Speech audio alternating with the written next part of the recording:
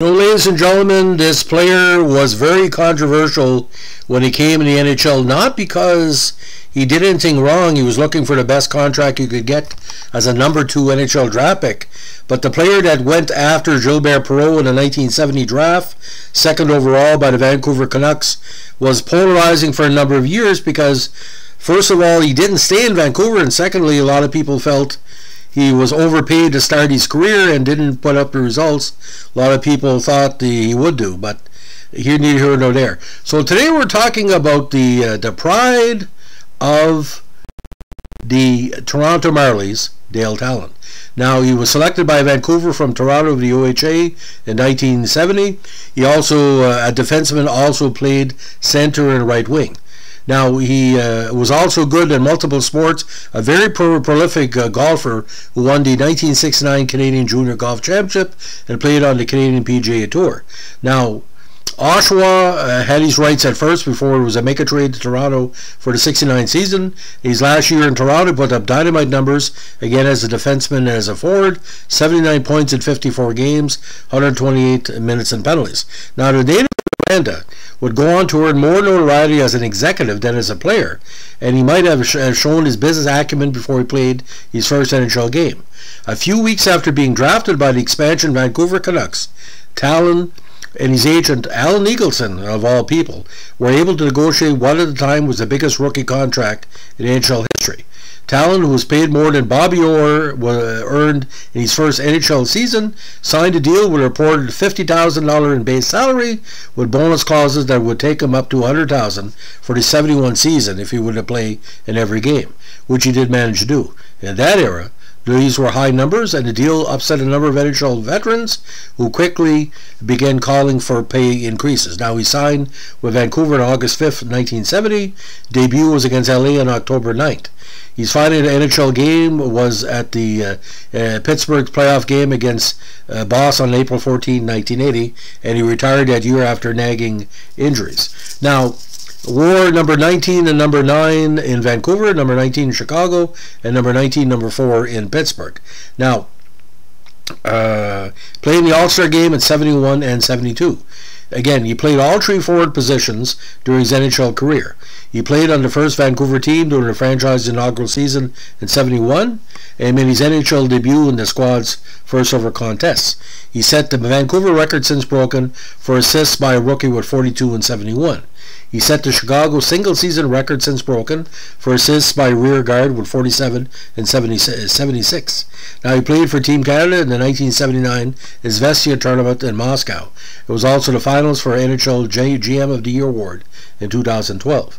Now, when he was traded Vancouver to Chicago Blackhawks after the 73 season, at that time, Blackhawks Hall of Famer Bobby Hull had already defected to WHA and was starring for the Winnipeg Jets.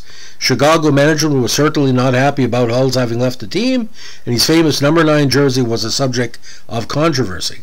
No Chicago player wore the number 9 in 73, Hull's first season in WHA, and fans were hoping that no one would wear it again until it was officially retired in Hull's honor. However, the Blackhawks organization to Hull opted to assign Tallon number 9 for the 74 season. He had been wearing number 9 in Vancouver, and the Blackhawks wanted him to start the season wearing number 9 in Chicago. They announced this at a midsummer press conference where Tallon told reporters, "I'm a little surprised to get number 9, but I consider it an honor.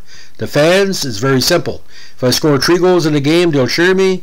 If they don't, they won't cheer." The whole number 9 thing turned out to be a very bad idea. Tallon ended up wearing the number for the first week of Chicago's 73 training camp and even posed for publicity photos as number 9, but controversy raged among longtime fans. After that first week, Tallon asked if he could have number 19 instead, since he also had worn that number in Vancouver. Chicago management accepted his decision without any argument. Tallon then played as number 9 in the Chicago Stadium preseason opener on September 23rd versus Montreal. After the game, Tallon said, "As far as I'm concerned, that number 9 is sacred. Bobby Hull was one of the 3 greatest players I ever played this game, and since he gave it to me at that press conference last month, I haven't stopped thinking about it. It's been worrying me sick. Everywhere I go, people are asking me about it, and it's been like a weight around me. I was surprised that he even gave it to me at that press conference. He shoved it at me, and what I was going to say, I don't want it. I don't want to make a big thing about it. I just don't feel comfortable wearing it. No one ever wore the number 9 for Chicago again. Now, because of his connection with Al Nicholson and being a high draft choice, Perreault and Tallon were both selected in 1972. He had the privilege of earning a spot again on the Team Canada squad that took part against the Soviet Union in the 72 Summit Series. Only 21 at the time, he was named to the team, but was coming off knee surgery that ended his 72 season early. He was with the team throughout the series, but did not get a chance to play against Russia experienced NHL stars on the roster, although he did play against the Czechs and I think the Swedes as well. Now, the Canadians rallied to win the series after being down 3-1-1 in the dramatic 8 game in Moscow. Part of Team Canada, Tallon was honored with induction in the Canadian Sports Hall of Fame alongside his Summit teammates in 2005.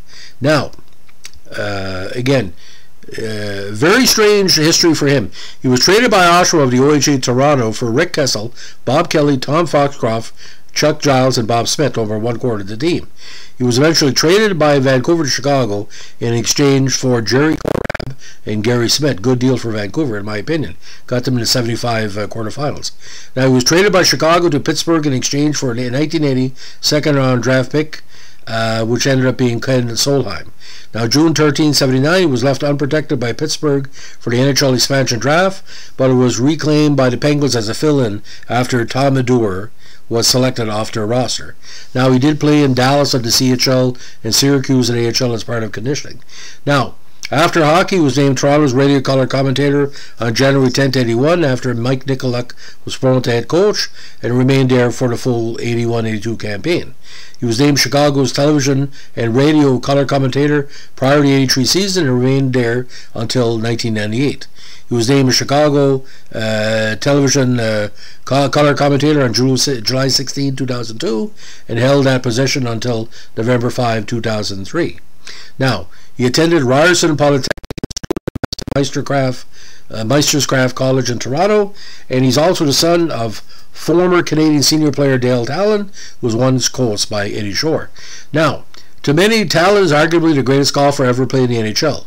Already a junior champion in Canada prior to the draft, he competed in amateur tournaments during off-seasons and went on the Canadian PGA Tour in 1972. After retirement, and while he was broadcasting Chicago games, he worked as a head golf pro at clubs in Highland Park and Naperville, Illinois. He also had a spot on the Celebrity Players Golf Tour for several years, and later became a regular in major senior amateur tournaments while working as an has a scratch handicap and once shot a round of 67 in competition. In summer of 1979, he won a club championship on crutches as he recovered for a broken leg. Now, the injuries had followed Tallon from the start of his career. Again, he missed the remainder of 72 season with torn ligaments and cartilage in his left. Suffered during when he was checked by Bob Plager in a game against St. Louis on March 19 of that year. The injury required season-ending surgery on March 20th. He missed part of the 74 season with a cracked bone in his wrist, an injury suffered when he was checked by Ed Van Impe during Chicago's December 23, 1973 game at the Flyers. He did not return until January the next year. He missed most of the 75 season with a dislocated hip, an injury suffered by a hit from Mike Robitaille versus Vancouver. He left the ice in a stretcher and did not return until a January 25th game at St. Louis. He then went down to Chicago's CHL team in Dallas for a rehab stint that lasted 7 games until February 10th. Prior to that demotion, he had never played in the minors. He missed the remainder of the 79 season with a compound fracture of his leg, an injury suffered when he crashed into a goalpost during a Pittsburgh game again against Vancouver on March 13, 1979. He did not return to action until a rehab assignment with Syracuse 1979, and also participated as a Vestia, followed by his return to the Pittsburgh lineup on December 26, 1979. He also had a bad sprained knee in 1980. Now, his executive term throughout the years, just to go over a little bit, he was named Chicago Director of Player Personnel on September 7, 1998, and remained in that position until July 16, 2002. He was named Chicago's Assistant GM on November 25th, 2003, and stayed in that position for about 2 years. He was named Chicago GM on June 21st, 2005, and remained in that position until 2009. He was named senior advisor, hockey operations, for 2009 and 10. Then he was named Florida's executive vice president and GM of hockey operations on May 17, 2010, and which he held for a number of years. Now, the front office again: Chicago, Florida, and Vancouver. We all know that. Ironically, the recent problems that Tallon was involved with kind of made a little bit of rift. Now, between the new financial structure and any rules change intended to produce a higher scoring game, Tallon was challenged to build a new team. He signed many free agents, including goalie Nikolai Habibulin for Chicago, defenseman Adrian Aucoin, and forward Martin Lapointe, which led to raised expectations. The Blackhawks finished Tallon's first season with a 26-43-13. But they did not make the playoffs.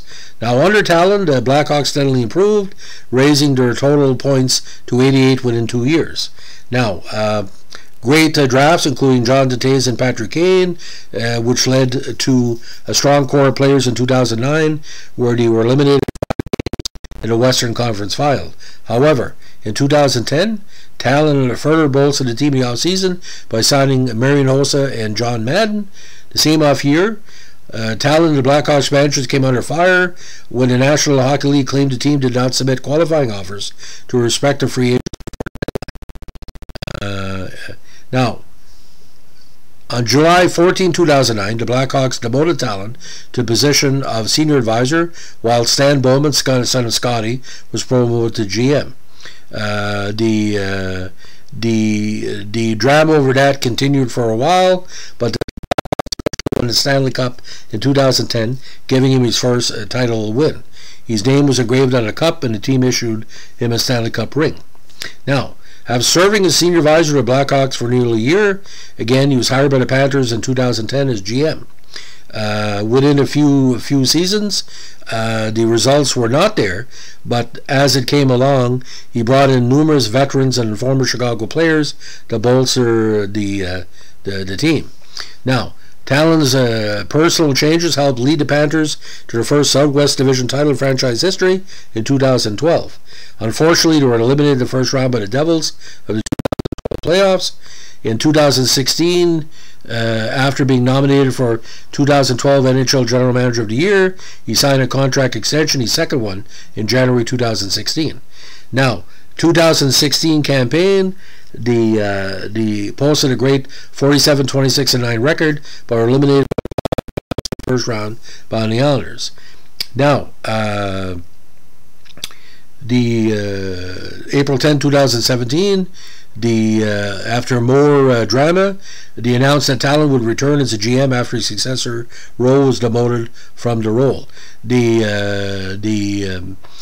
2017 season, the Panthers fired head coach Gerald Gallant and moved GM Tom Rowe to fill that vacancy. Darren Dreger of TSN did report that Tallon would return to taking a day-to-day management and player personnel decisions. However, Vincent Viola, the team's owner, refuted Dreger's report of organizational changes and clarified that Tallon has always been final say over hockey decisions. Now, on August 10, 2010, Tallon and the Panthers mutually agreed to part ways. However, on June 24, 2022, returning to Vancouver again, they hired Tallon as a senior advisor and professional scout. Now, again, Stanley Cup champion. Vancouver, first season in the NHL, 56 points in 78 games, including 14 goals. Vancouver, his seasons there were good totals, 44 and 37 points, with Chicago in 74, 34 points in 65 games, but 75 beset by injuries. Totals again were strong with Chicago, 76, 62 points in 80 games, but then his goal-scoring prowess kind of went down, but still a strong playmaker. Overall, 642 NHL games, 98 goals, 238 assists, 336 points, 12 points in 33 playoff games, with the 74-75 season. 74 and 75 was his best as his teams made it to the second round. Now, overall, ladies and gentlemen, I think Dale Tallon is a curious case, because were it not to be beset by injuries and all the major pressure was on him, he's done a lot for hockey now. This is over 50 plus years involved with hockey at the highest level. Again, but to compare him with Gilbert Perreault was just a different time. Buffalo's system was designed for a freewheeling player like Perreault. Dale Tallon was more like stay-at-home offensive and defensive defenseman.